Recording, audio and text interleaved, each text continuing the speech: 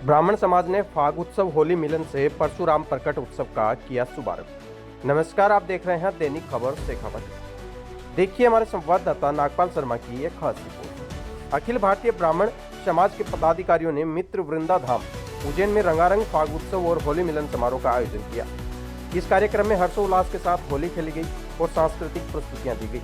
कार्यक्रम में आगामी 30 अप्रैल 2025 को आयोजित होने वाले भगवान परशुराम प्रकट उत्सव की तैयारियों का भी शुभारंभ किया गया। साथ ही भव्य परशुराम चल समारोह की रूपरेखा पर चर्चा की गई। इस अवसर पर ब्राह्मण समाज के गणमान्य व्यक्तियों ने अपने विचार व्यक्त किए और समाज की एकता व संस्कृति को बनाए रखने पर जोर दिया। कार्यक्रम में मुख्य अतिथि अखिल भारतीय ब्राह्मण समाज राष्ट्रीय अध्यक्ष सुरेंद्र चतुर्वेदी रहे। देखिए ये पूरी रिपोर्ट।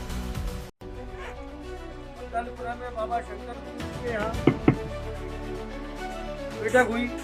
सबसे पहले कि परशुराम जयंती का चल समारोह हिंदुस्तान में कहीं निकलता नहीं, उज्जैन में निकलना चाहिए। यहाँ से शुरुआत होना चाहिए, क्योंकि उज्जैन ही सबको प्रेरणा देता है।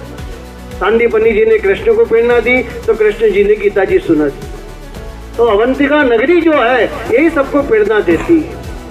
तो अपने यहाँ परशुराम जी के जुलूस की शुरुआत हुई तो उज्जैन का ब्राह्मण निकला नहीं, ब्राह्मण नहीं निकला। तो उन्होंने कहा काम करो, शंकराचार्य जयंती पे करो। तो बाहर के ब्राह्मणों को लाएंगे। परशुराम जयंती के दिन तो ब्राह्मण आता नहीं है, क्योंकि वो उसके एरिया में ही मनाता है।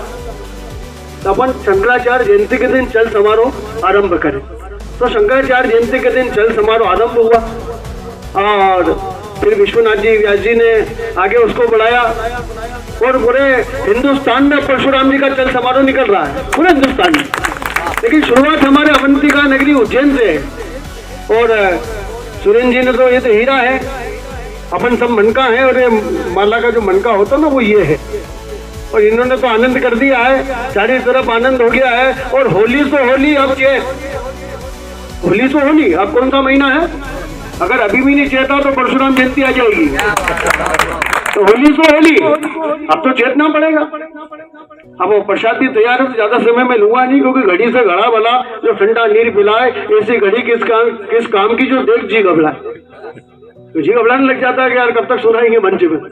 तो भगवान जो है, आपको मैं बताऊं कि एक बार फागुन भादवा महीना के यहाँ फागुन महीना घूमने गए। फागुन महीना कहाँ गया? भादवे महीने की घूमने गया।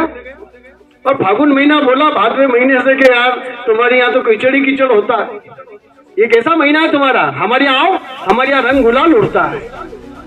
फागुन महीना बोला। तो भादवा महीना बोला कि बेटा इस बार तो रंग गुलाल उड़ा ले, हम अगली बार तेरी आएंगे, इस बार नहीं आएंगे। और अगली बार भादवे में पानी नहीं आया, पानी नहीं आया तो फागुन का रंग गुलाल उड़ गया। फागुन का रंग गुलाल कब आता है? जब भादवे में पानी आता है, भादवे में श्री कृष्ण आता है। इसलिए श्री कृष्ण से ही संबंध है होली के उत्सव का। तो यही कथा अपना विराम करेंगे वाणी का और प्रसादी की तरफ बढ़ेंगे सभी मिलकर के, क्योंकि ये महाप्रसाद है। ये भगवान के ससुराल में आप बैठे हैं। भगवान श्री कृष्ण के 3 संबंध है अवंतिका नगरी उज्जैन से। पहला संबंध भुआ का घर है, दूसरा संबंध गुरु का घर है, तीसरा संबंध ससुराल है। तो उज्जैन की जनता हम सब भगवान के साले हैं, क्योंकि राजा की लड़की हमारी बहन है तो भगवान हमारे जीजा हैं। तो सारी दुनिया एक तरफ और गुरु का भाई, तो हम उसके लिए एक तरफ।